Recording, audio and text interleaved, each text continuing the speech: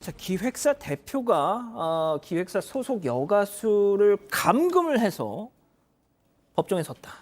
네, 이 연예기획사 대표인 50대 남성이 소속 가수인 여성 A 씨를 이제 집으로 유인을 했습니다. 그리고 이제 사생활에 문제가 있다 이러면서 혼을 냈는데요. 피해자가 더 이상 듣고 싶지 않다라고 하면서 가려고 하니까 이 대표가 피해자를 벽으로 밀치고 얼굴을 폭행했다고 합니다. 근데 여기서 그치지 않았고 2시간 동안 이 피해자를 감금한 걸로 전해졌습니다. 예. 자, 그런데 이 소속사 사무실도 아니고 어떻게 이 대표의 집으로 그 가수를 유인을 할 수 있었던 걸까요? 체크포인트 짚어보죠. 나 교통사고 났어! 뭐 이런 식으로 가수한테 막 헐레벌떡 전화를 하니까 하면서 급한 마음에 왔나 보죠. 네, 이 교통사고가 났다고 하면은 어디서 밖에서 만날 수가 없잖아요. 그렇죠, 그러니까 그렇죠. 게다가 또 교통사고가 났으면은 어떤 도움이 필요할 수도 있고 그렇기 때문에 교통사고라는 말로 인해서 집까지 불러들일 수가 있었던 건데요.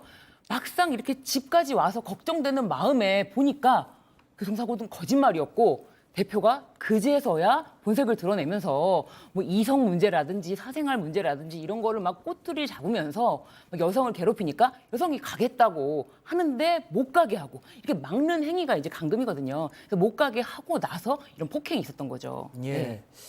교수님이 이제 뭐 보통 요즘은 뭐 그렇진 않지만 그러니까 예전에 몇 년 전만 하더라도 이런 기획사 그리고 또 소속 가수 연예인들을 뭐 노예 계약이다 해서 막 문제가 많이 됐었잖아요. 특히나 영세한 이런 기획사일수록 그러다 보니까 저렇게 저럴 수도 있겠다라는 생각이 드네요.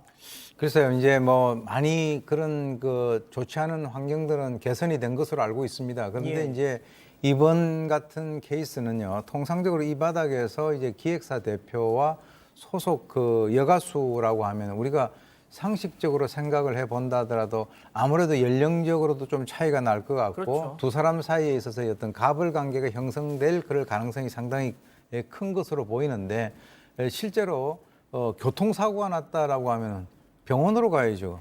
근데 이제 집으로 오라. 그러니까 사실은 그것까지도 뭐 이렇게 전화를 받고 난 뒤에 아니 교통사고 났는데 왜 지금 집에 계세요? 라고 이렇게 물어볼 그럴 어떤 정신적인 여유가 없었던 것 같아요.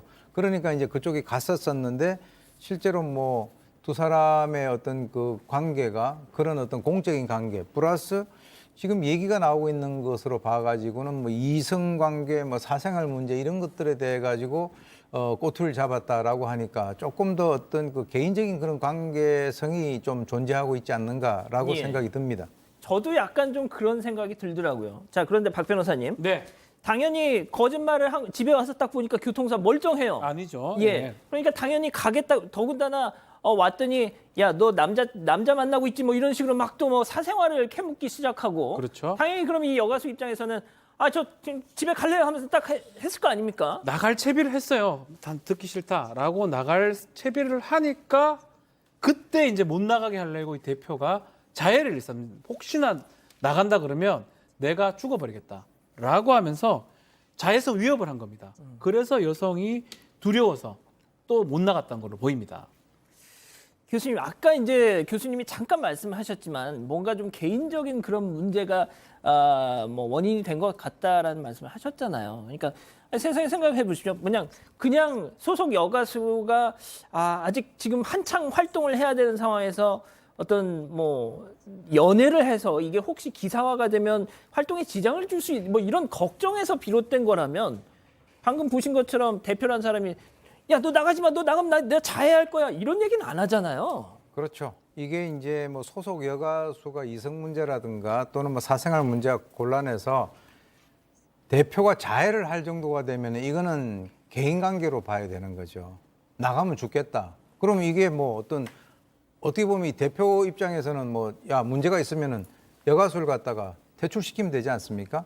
그래서 제가 볼 때는 이성적 관계가 아니라면 저렇게 되기가 힘들 것이다. 약간 그 남성이 여성에게 뭐 같이 좀 사귀자, 혹시 또 뭐를 갖다가 이렇게 우리가 사귀어보자라고 하는 강요하는 그런 관계가 아닐까라고 하는 그런 의심이 들 정도의 상황이다. 이렇게 예. 말씀을 드리겠습니다.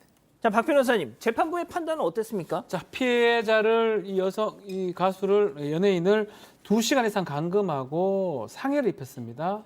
이 얼굴에 수차례 때려서 가혹 행위로 상해를 입혔고, 다만 이 여성 입장에서는 상당히 고통과 두려움을 겪었기 때문에 죄질이 가볍지 않다라고 하면서 다만 처벌을 원치 않았던 것 같습니다. 그리고 반성했던 거 참작해서 중감금치상인데 징역 1년 6개월에 집행유예 2년을 선고했습니다. 예, 저희가 일단 이 관련 내용이 정확히 알 수가 없어서 저희도 조심스럽게 그냥 이러지 않았을까라고 추정을 하는 것인데, 자, 그렇다 하더라도 신 변호사님 짧게 좀 부탁드릴게요.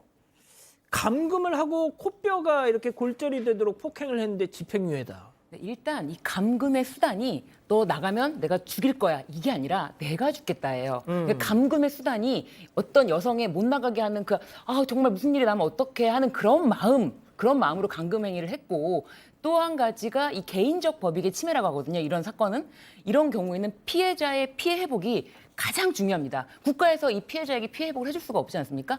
그런데 이 사건에서는 이 피해자에게 피해 회복을 해줘서 피해자가 합의를 했고 처벌 불원을 했던 것이 가장 큰 원인이 아닌가 싶습니다. 알겠습니다.